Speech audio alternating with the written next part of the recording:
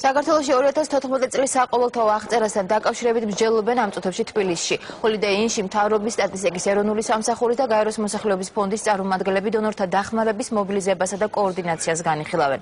შეხვედრა რეგიონული განვითარების მინისტრმა დავით ნარმანიამ გახსნა. ღონისძიებას ირინა კეჭაყმაძე აშუქებს. ირინა, გისმენთ. კეთი გაიზარდა თუ შემცირდა 2002 წლის შემდეგ მოსახლეობის რაოდენობა, ეს მას შემდეგ გახსნება ცნობილი, როდესაც 2015 წელს გამოაქვეყნეთ სტატისტიკის ეროვნული სამსახური მოსახლეობის კვლევის შედეგებს.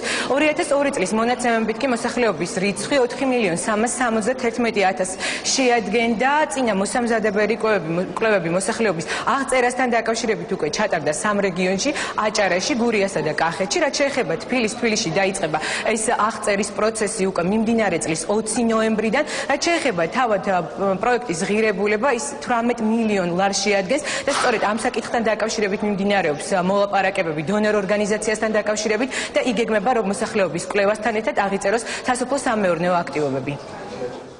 აღწერა მიზნად ისახავს ჩვენი მოსახლეობის სქესობრივი ასაკობრივი სტრუქტურის დადგენას, სოფლის მეურნეობის სხვადასხვა აქტივობის დადგენას, თუ რას ფლობს ჩვენი მოსახლეობა, რა ტიპის მიწებს ფლობს, რა ტიპის პირუტყვია და ასე შემდეგ. ანუ ეს იქნება დემოგრაფიული და სოფლის მეურნეობის მონაცემების მიღება. ქვეყნისთვის ეს ძალიან მნიშვნელოვანი მონაცემებია, რადგან სწორედ ამ მონაცემებზე არის დამოკიდებული სახელმწიფო პოლიტიკა, ანუ რა მოსახლეობა ცხოვრობს, როგორ არის ის განაწილებული გეოგრაფიულად, რა სოფლის მეურნეობის აქტივობები არის ქვეყანაში. ეს აღწერა არის 2010 წლის აღწერათა ციკლის ნაწილი.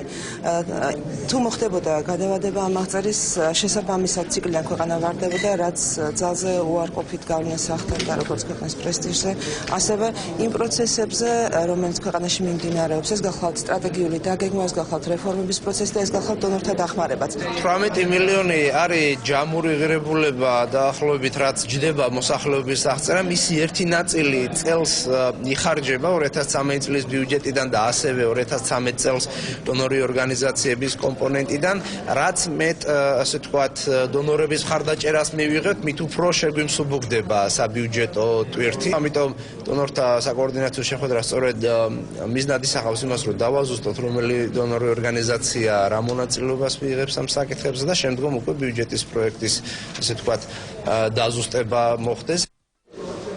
მოსახლეობის აღწერის პროცესში 20,000 ადამიანი იქნება ჩართული. მოსახლეობის აღწერა ჩატარდება 5-დან 19 ნოემბრის ჩათვლით 2014 წლისთვის, რაც შეეხება საბოლოო მონაცემებს მოსახლეობის რაოდენობასთან დაკავშირებით სტატისტიკის ეროვნული სამსახური უკვე 2015 წლის აპრილისთვის გამოაქვეყნებს.